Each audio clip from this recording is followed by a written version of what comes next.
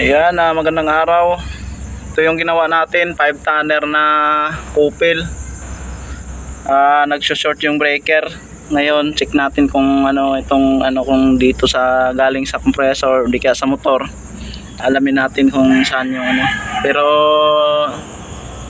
problema rin kasi yung namin magnetic contactor gawa ng kanina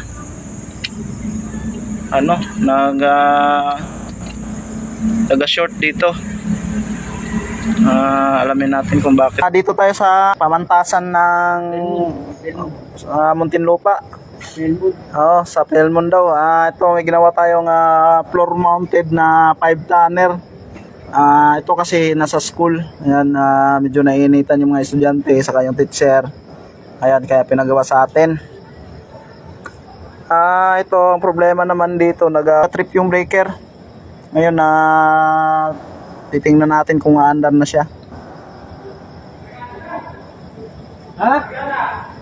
Gumagana?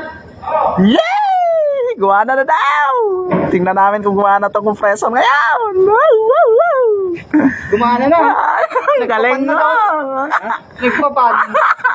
Ang tagal nga Andun si Madam. Princess? Oo. Yan.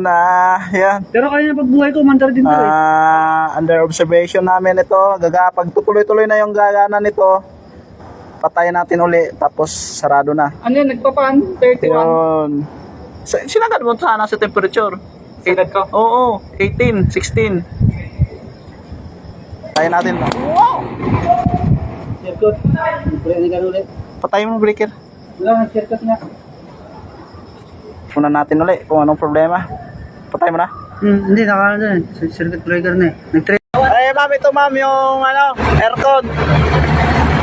Na-isolate muna natin yung compressor. Ayan nakatanggal yung wiring ng compressor papunta doon sa sobrang lakas ng ikot ng fan, tuloy-tuloy yung andar. Ibig sabihin po sira yung compressor po. Ito po yung sira, yan yung compressor. So kailangan natin palitan yan. Palitan po yan ma'am, magiging okay na rin po. 5 tonner po na aircon, non-inverter.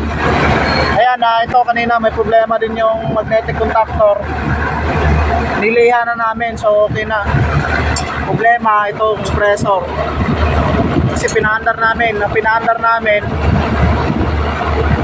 namamatay. Yung ina-isolate ko na, tuloy-tuloy na yung andar. Ibig sabihin may problema yung compressor.